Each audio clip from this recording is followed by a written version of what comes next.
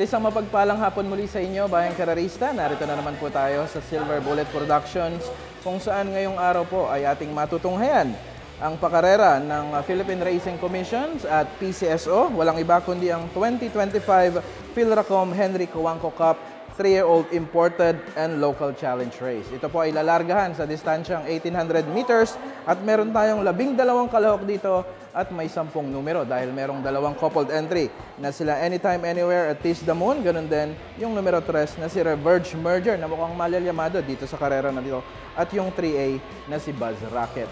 Marami rin tayong mga beneficiary races for today, bayang karerista, at meron din tayong MHP and Philracom Trophy Race. So ating pakabangan ang mga kaganapan ngayong araw na ito.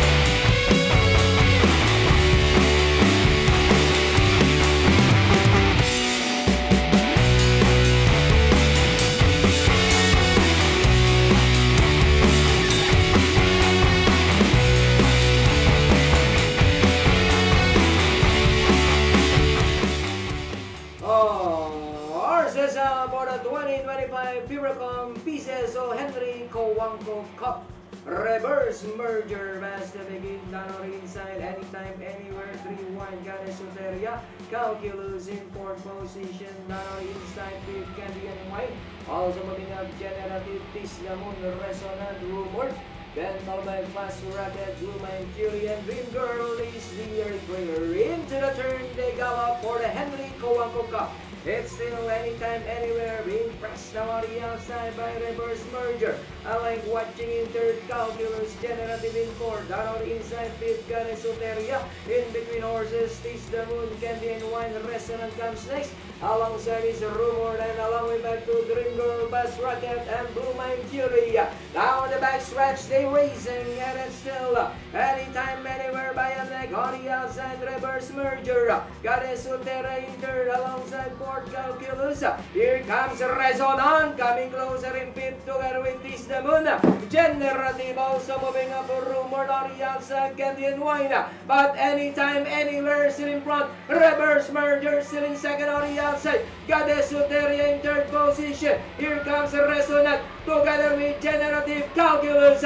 Anytime, anywhere, and Reverse Merger keep on matching their strides together. Ganes Soteria, Tease the Moon as the field turns for home. Anytime, anywhere, Reverse Merger keep on matching their strides together. Reverse Merger, anytime, anywhere is running by the red. Here comes Tease the Moon, but still anytime, anywhere, Reverse Merger on the outside and down to the finish. And still anytime, anywhere, and finally anytime, anywhere, second close, Buzz Rocket Reverse.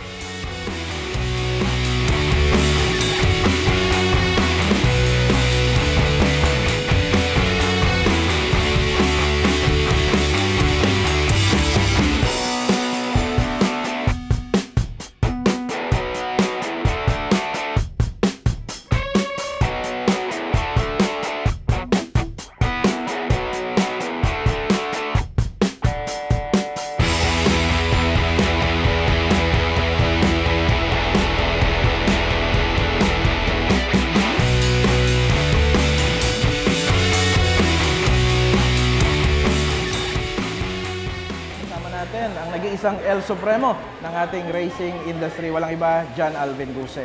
At katatapos lamang po nung ating 2025 Philracom Henry Cojuangco Cup, 3-year-old imported local challenge 2 kung saan anytime, anywhere, unang tumawid sa meta na nirendahan po ng ating Class A jockey na si John Alvin Guse. Just a quick question, and by the way, congratulations, El Supremo. Thank you. Just a very quick question, nung imported and local challenge race 1, sakay mo rin sa anytime, anywhere. Opo. Pero nandun sila morally, di ba? Yes, Medyo nasa pang-apat na pwesto ka noon until natapos yung karera. Pero ngayon, ibang diskarte, talagang nakipagbakbakan ka sa harapan. Was this parang order ba ito? O talagang inuna mo na lang? At, kasi si reverse merger, talagang matulid din. So, unang option namin is magpasalida. Kung una po. So, kung marami naman po nagmamadali, susunod ko lang po kasi marunong naman po sumunod. So, nakita ko pa parang walang gustong mauna. So, ginrab ko na yung unahan. Kaya So, medyo Milla, nakita nyo naman na parang nakapagpahinga ako. So, kung ako may panalo na. Yun yung diskarte po namin. I see. Pero kung meron kang nakikita dito na tatalo sa'yo, bukod kay reverse merger, sino yun? Kasi wala na si Morally dito sa laban na ito eh. So, yung mga eto si Candy and Wine, yung couple ko na si Kiss the Moon. Yun. Tsaka yung bago na si reverse merger. So, tingin ko po sa susunod kalaban ko pa rin yung mga yun kasi Oo, kayo ulit. Kita niyo naman po yung datingan, halos dikit-dikit lang po. So, nung nakaungos ka ng kaunti kay reverse merger, talaga bang naramdaman mo na akin na to? Oo, naramdaman ko po. Kasi, kumbaga tinatalo ko na siya sa dating eh. So, niyaano ko na lang po na ang tagal ng meta, ako bilisan. Oo, tapos nararamdaman mo rin na wala pa halos rumere-mate, walang dumidikit, o wala kang naririnig na malakas ang kalabog sa kalaban. So, yun. So, siguro magtatagpo nga muli kayo nitong mga ito sa mga susunod na laban? tingin ko po. Yung mga fans mo talagang nakaantabay sa'yo. Anong masasabi mo, El Supremo? Unang-una, maraming salamat sa mga fans ko, sa mga sumusuporta sa akin. Sa patuloy na sumusuporta sa Bayang Karolista, sa Philracom, sa Metro Turf, sa PCSO, at syempre sa paunlak nyo na Silver Production. Silver Bullet Production. Silver Bullet Production. At Maraming syempre, salamat. congratulations din yung connections ni Senyor Patrick Uy. Yes po. Yan, ang nagmamayari po sa Kabayong Anytime, Anywhere. At ganun din ang nagkondisyon na si trainer Renato Tito Egoy Hipolito. So, yun lamang po. A very quick interview lamang po with John Alvin Guse. At pakaabangan po natin ang iba pang mga kaganapan. Maraming salamat po. Good afternoon, everyone. Actually, this coming November 30, we have the 2-year-old stake race at PJC. December 7, the Pasay Cup here in MCI. Then December 14, the Presidential Gold Cup. December 21, the Yabut stake race. And December 28, the third leg of the 3-year-old imported challenge. So we also have on December 28, the Full Summer Racing Festival for Full Summer juvenile races on December 28. Una, nagpapasalamat ako sa Bayang Karolista. We break our record last year in terms of sales. Maraming salamat po. Hindi ito magagawa ng ating komisyon kung wala po ang tulong ng Bayang Karolista. Sana po huwag kayong magsawa na pagkilikid ang ating pakarera linggo-linggo. At sa lahat ng mga horse owners, maraming salamat sa inyong suporta at sa inyong mga investment dito sa karera. Maraming salamat po.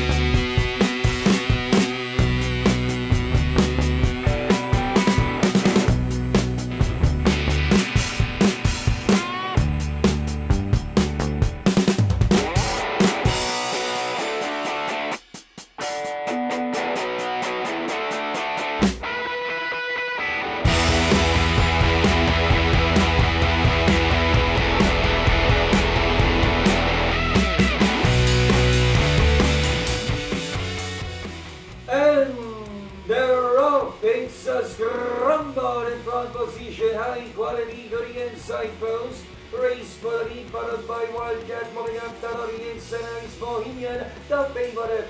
Running now in 30s, 14 de Octubre, racing in 5th, Kalangaman. Metal Strength, third last, second last is Blame the Ghost, and Antonio de la Modis is racing in behind them.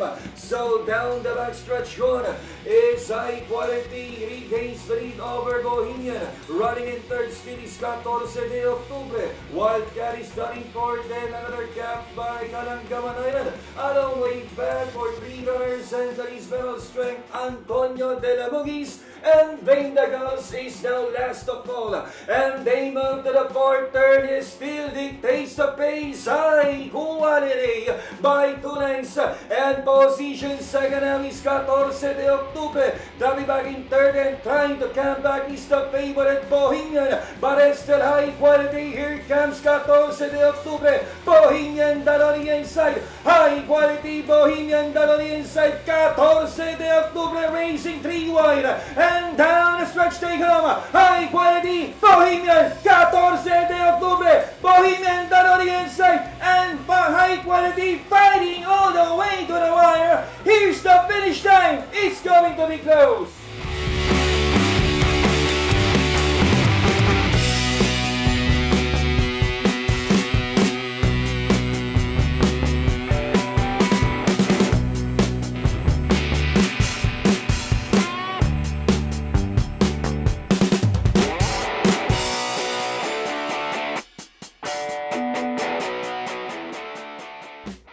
At nagmuli po kami nagbabalik Bayang Kararista dito sa Silver Bullet Production at katatapos lamang po nung race number 5.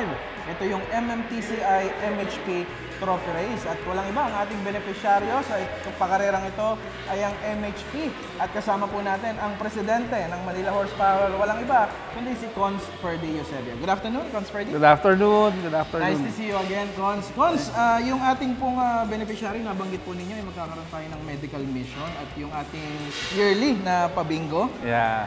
Can you tell us more about it po, Cons Ferdy? Actually, this was the plan ni Chairman Relly De Leon, yung magkaroon ng medical mission. Last year niya pa binanggit sa akin yan. So, yung plano, mukhang eto na nga, sa December 9, magkakaroon tayo ng medical mission.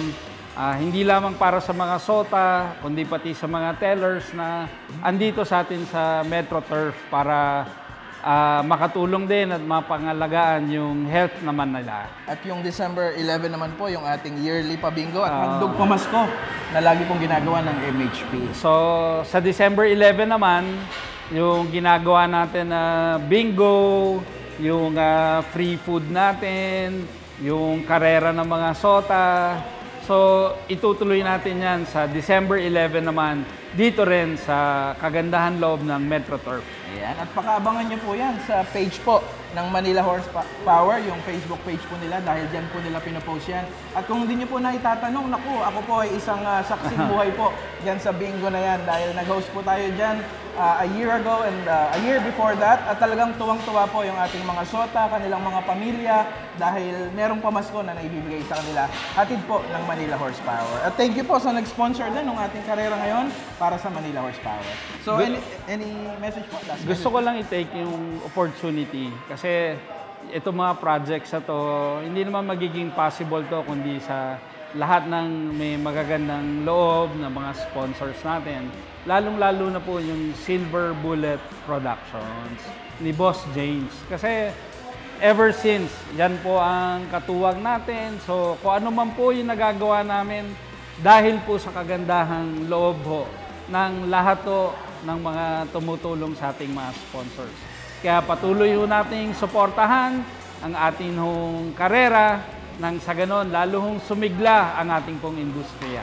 Maraming salamat po, Bayang Karerista. Ayan, maraming salamat din po, Cons Ferdy Eusebio. Thank you. At syempre, mabuhay po ang Manila Horsepower.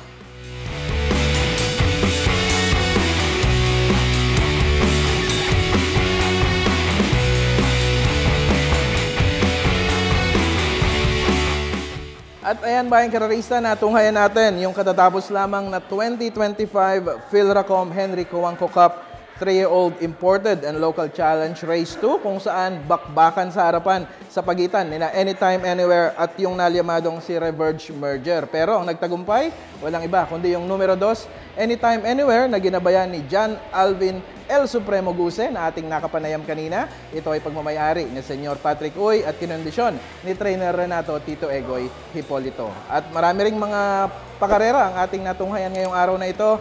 Maraming salamat po sa lahat ng mga nanalo at pakakaantabayanan pa po natin bayang karerista ang iba pang mga malalaking pakarera hanggang matapos ang ating taon ngayong 2025 dito lamang sa Silver Bullet Productions. At in behalf of my partner Lucky Lea, ako po si Brian Centeno. Magandang araw po sa inyo.